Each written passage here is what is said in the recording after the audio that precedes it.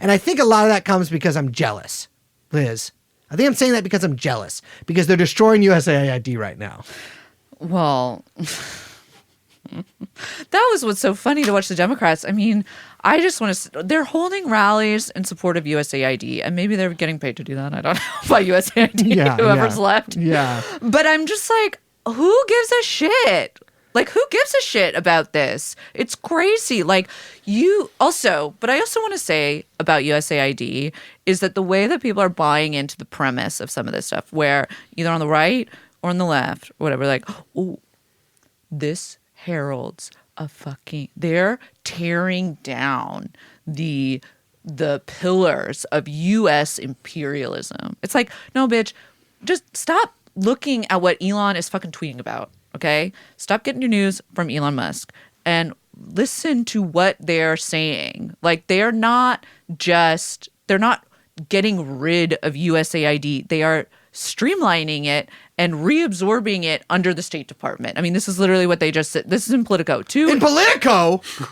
Listen, two incoming Trump administration officials familiar with the matter said the president's team is exploring subsuming, what I just said, the agency into the State Department. Because one, newsflash, you can't get rid of USAID despite what Trump tweets. They might still do it, but yeah. No, it's a congressional... Look, I'm saying what they are doing is centralizing power, and instead of having what they deem a unresponsive rogue agency, they're just moving it under the State Department, under the executive, so that it has more executive control. It's not, look, this is Rubio, CNN. There are things that USAID, that we do through USAID, that we should continue to do, that we will continue to do. This is not about ending the programs that USAID does per se, right? It's important to, it's because what is presented in this culture war bullshit that is being fed to you is like,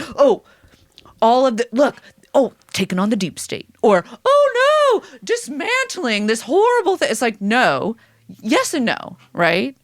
This isn't like stripping away and tearing down as much as they are consolidating, restructuring, streamlining under the unitary executive. Yeah, I mean, that seems so clear to me. And it's I just want to say, for like the people, like USAID does a thing where they like actually do provide things that are good for the world, right? But then they also do things very famously that are like essentially like CIA. Well, I think usually what they do is the good stuff for the world is the cover for the other stuff. Yes, exactly. Whether that is like just like dispensing, being like the biggest distributor of HIV medication in Africa becomes cover for other clandestine activities. Yep. And shoring up and, I don't know, what other kind of like crazy spy stuff they're doing. I mean, it's like for a fucking like gay dance troupe in Belarus, which becomes cover for whatever color revolution people want to throw. Exactly. Like, of course. What are you, fucking idiot? Yes. I mean, there's a reason that Why is this new? This isn't new. These fucking pieces of shit Democrats who are protesting outside the USAID office. And listen, if you're a Democrat whose constituency is largely federal workers, listen, I get it. You got to secure the bag. You got to go out there and be like, don't fire my people who vote for me. But like these people out there, you got to listen to what they're saying. They're saying the USAID shutting down is leaving room for China. Well, guess what? China builds things. You don't build things. You don't do that. No, China builds things. You just do things. And I say, God bless them.